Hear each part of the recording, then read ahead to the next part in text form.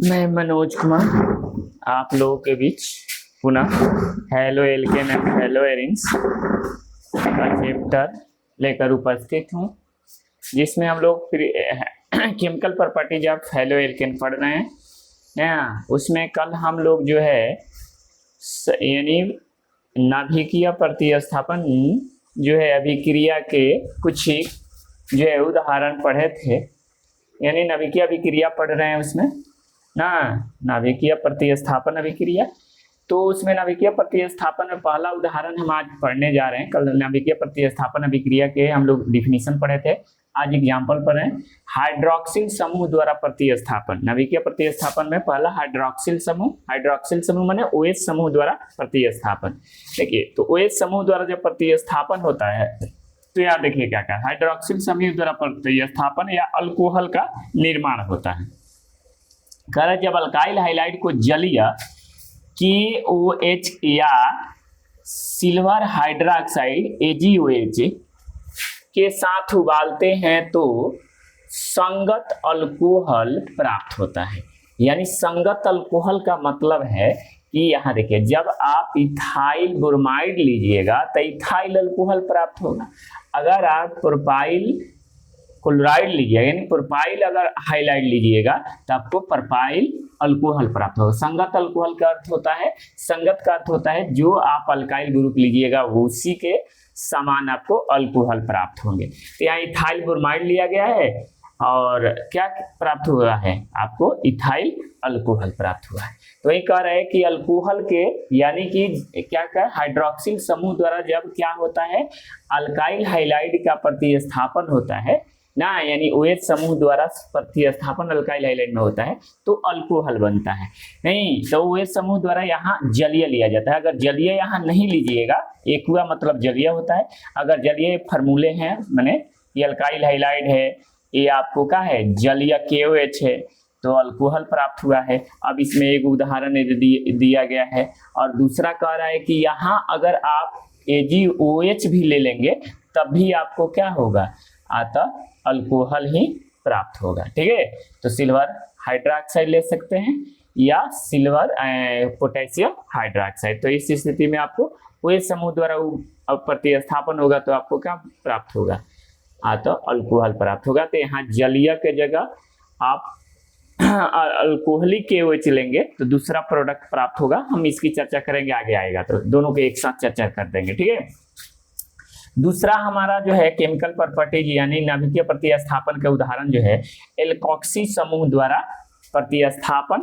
Alkoxy समूह द्वारा प्रतिस्थापन होगा तो आपको क्या मिलेगा, ईथर का निर्माण होगा। ठीक है, तो कह रहा है जब सोडियम या पोटेशियम एल्को ऑक्साइड RONA के कहा जाता है, चाहे ROK के साथ अल्काइल हाइलाइड को गर्म करते हैं तो क्या होता है, अल्काइल हाइलाइड्स जो है ईथर में परिवर्तित हो जाता है, माने ईथर प्राप्त होता है। देखिए अल्काइल हाइलाइड है, ये आपको क्या है एल्कोक्सी है, एल्कोक्सी समूह है, इसी को एल्कोक्सी समूह कहा जाता है।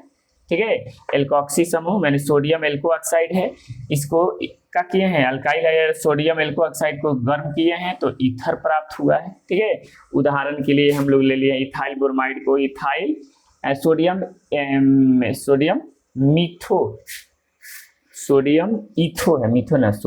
इथो ऑक्साइड के साथ क्या करते हैं, गर्म करते हैं तो डाई इथाइल ईथर प्राप्त होता है। ठीक है, और इस अभिक्रिया को हम ज्यादा जो अभिक्रिया के इस अभिक्रिया को किसी और के नाम से भी जाना जाता है, तो विलियमसन संश्लेषण अभिक्रिया के भी नाम से जाना जाता है।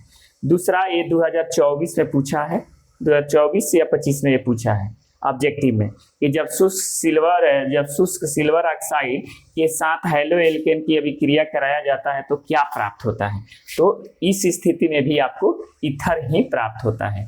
यानी आप सोडियम एल्को ऑक्साइड ना लेके सिल्वर ऑक्साइड अगर लेते हैं तब भी आपको क्या होगा, प्रोडक्ट सेम ही प्राप्त होगा। अंतर क्या है कि इसमें आप अल्काइल हाइलाइड एक भाग लेते हैं और एक भाग अल्काइल जो है आपको सोडियम एल्को यानी कि इसके क्या बोलते एल्कोक्सी समूह के साथ एगो अल्काइल ग्रुप रहता है और तब इसका एगो मिलकर ईथर बनता है। इसमें क्या होता है कि जब शुष्क सिल्वर ऑक्साइड लेते हैं तो आप 2 भाग लेते हैं अल्काइल हाइलाइड, बाकी प्रोडक्ट दोनों से सेम मिलता है। ठीक है, तीसरा हमारा है, यानी कि उदाहरण जो है हमारा नाभिकीय प्रतिस्थापन अभिक्रिया का रिएक्शन जो हम लोग पढ़े हैं, नाभिकीय प्रतिस्थापन अभिक्रिया, उसमें आपको जो है तीसरा उदाहरण हम लोग पढ़े हैं कार्बोजेलेट समूह द्वारा प्रतिस्थापन या एस्टर का निर्माण, यानी ईस्टर इसमें बनता है। ठीक है, जब कार्बोजेलेट समूह द्वारा प्रतिस्थापन होता है तो क्या बनता है, एस्टर बनता है।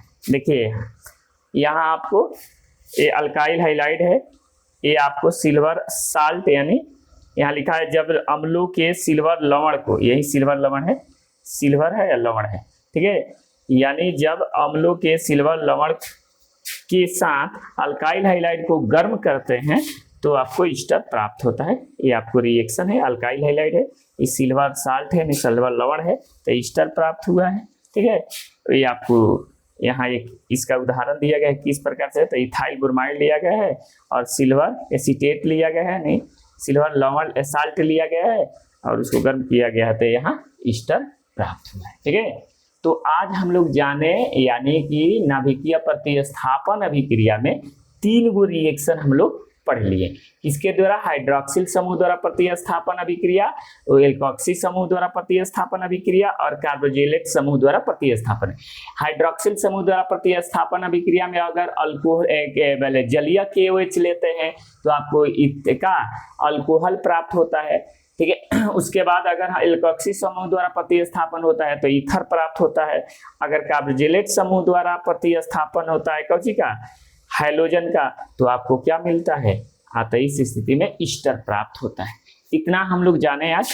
ठीक है, कल के वीडियो में जानेंगे और अधिक से अधिक कोशिश करेंगे।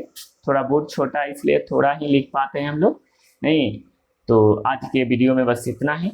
धन्यवाद, मिलते हैं अगली वीडियो यानी कि 19 तारीख को ना आपको 12वां यानी 13वें वीडियो में। धन्यवाद।